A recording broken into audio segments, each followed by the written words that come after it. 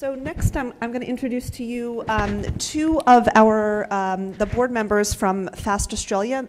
First, I'll introduce Meagan Cross. Meagan is also the mother of a little girl, Molly, with Angelman syndrome. She's one of the board members of FAST America, US, as well as the chairperson of FAST Australia. She is very intimately involved in data collection and the operations of website design and information going from FAST to the community. So Meagan really has played an integral role in establishing the global Angelman syndrome registry, which has really been groundbreaking for the community worldwide. So they're going to talk to you about that today. Chloe, on the other hand, Chloe Simons, is that correct? Simons, I wasn't sure. Chloe is the Chief Science Officer of FAST Australia, so she has my role in Australia, and she has training as a scientist in marine science, and she actually teaches marine science, which is super cool. And she is really intricately involved in the funding and the scientific research that's going on in Australia and the funding that FAST Australia does for their research agenda. So she's also been very much involved in the registry, and they want to talk to you about how you can get involved in the registry for Angelman syndrome.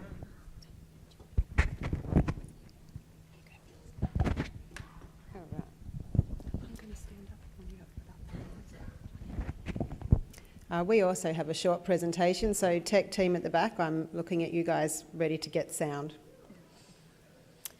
Okay, so I think you just heard that we're smarter with data. I think you couldn't have missed Terry Jo's message there. We really need you guys as parents to enter as much information as you can about your child with Angelman syndrome. And this global Angelman syndrome registry is the perfect tool to do that. So basically it's a really large online questionnaire and it collects a whole lot of information about people with Angelman syndrome. We're just going to start with a short movie clip and then we'll just tell you a little bit more about it. Let's go. Every individual with Angelman syndrome is different. The more data that is collected, the more that similarities or clinical characteristics can be seen. Information is power. The data you provide can help drive and accelerate research as well as recruit for clinical trials and studies.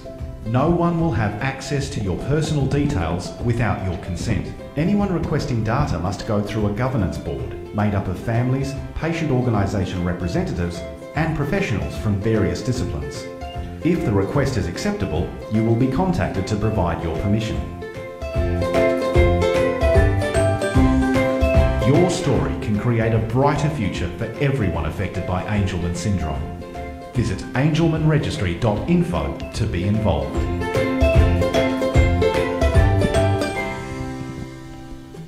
So just as a heads up, you're going to be doing that later.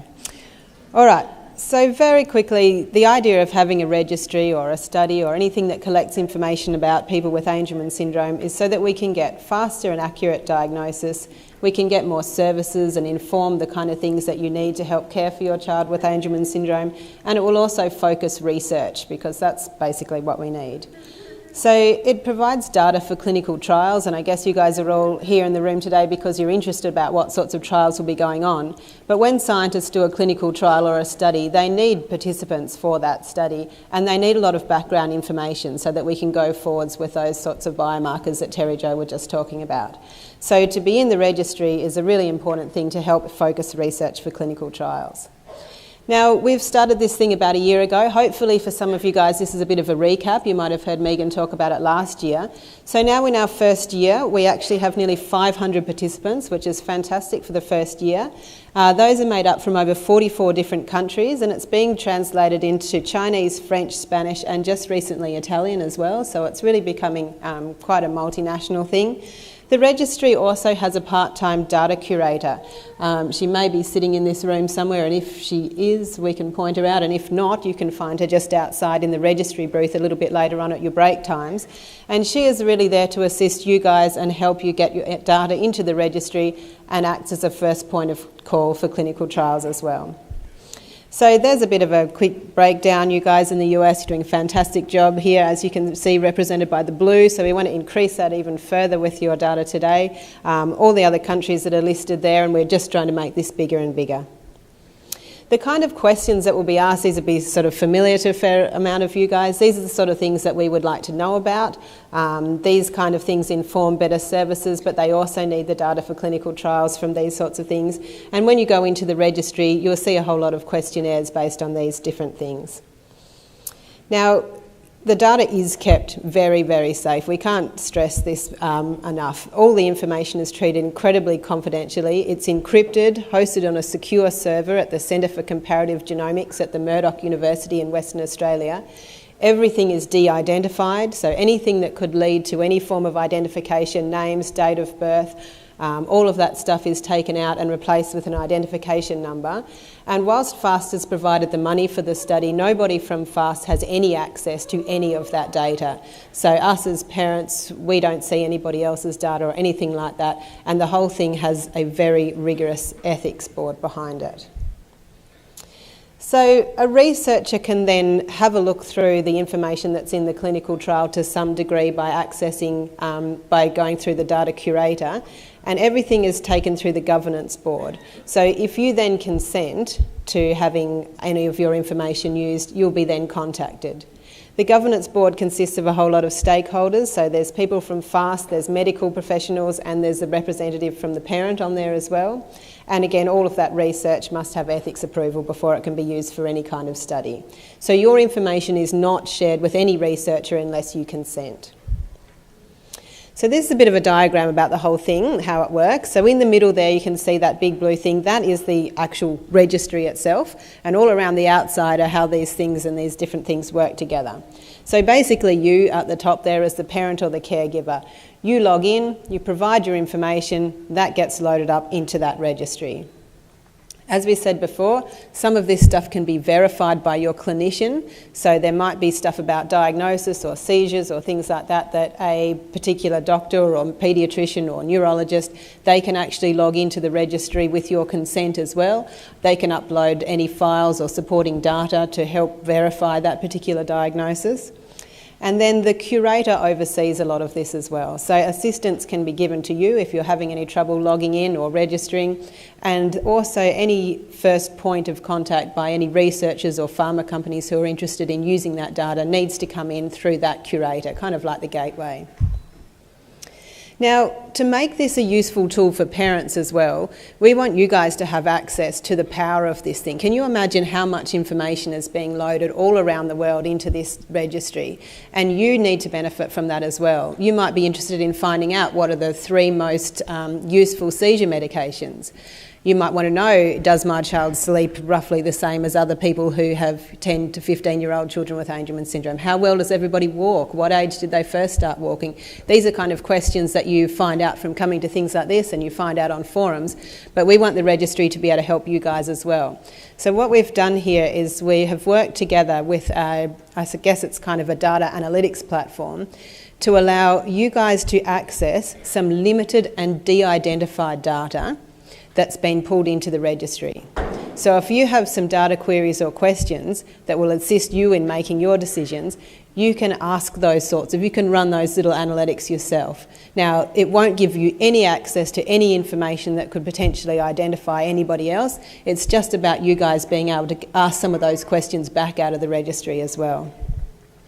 So we're hearing a lot about other studies, lots of researchers. We were hearing yesterday from the Angelman biomarkers trials. Heaps of people are out there collecting data on Angelman syndrome.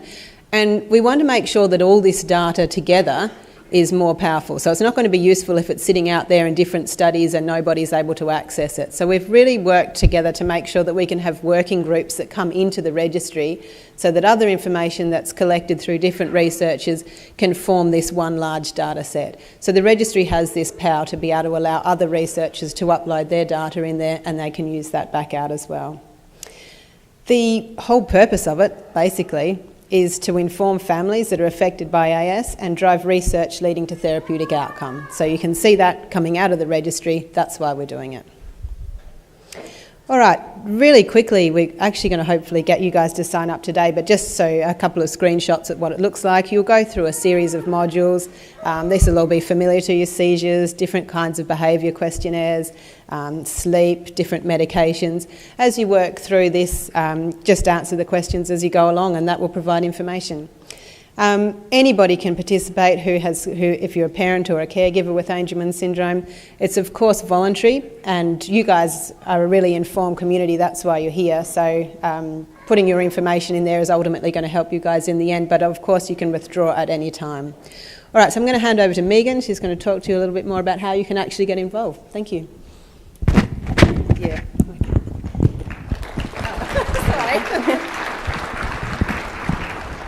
So it's my job to rally you guys up to join and be part of this. And, you know, I tried to convince you last year, and we had a massive spike in registrations at Gala last year.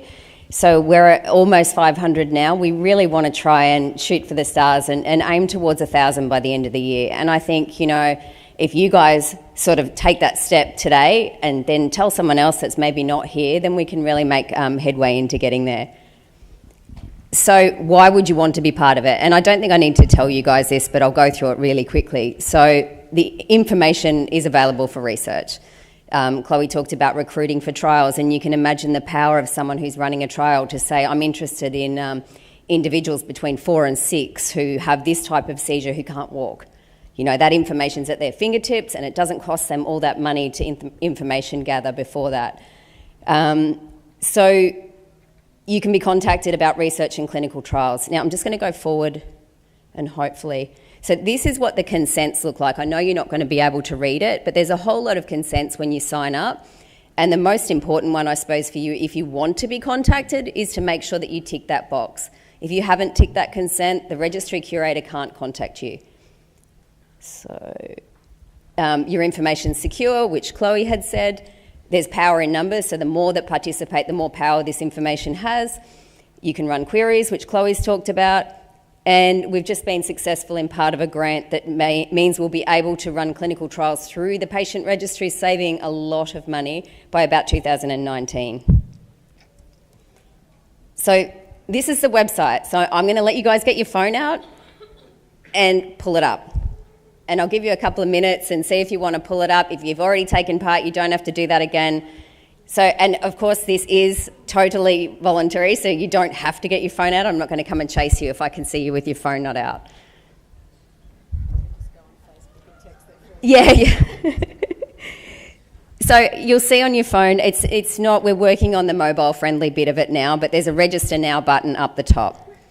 You'll come to a screen like this, which is all you need to do today. Like, it's actually quite a process to go through it. You're going to need to set aside time for a cup of coffee and a bit of your records about your child. So it's your parent and guardian details, your individual with Angelman syndrome's details, and there's a bit at the bottom actually that is supervising clinician. You don't need to worry about that now. You can always go back. It's sort of a work in progress. So you can do what you can at one point of time and go back and enter more information later. As soon as you do that section probably should take you about a minute to do that sign up. You'll get an email from the registry curator. So sometimes these things go to your spam folder or your promotions, so you will have got it. You might need to have a look for it. So this is all centred around you and your loved one with Angelman syndrome. The centre of this and why you're doing this is about you.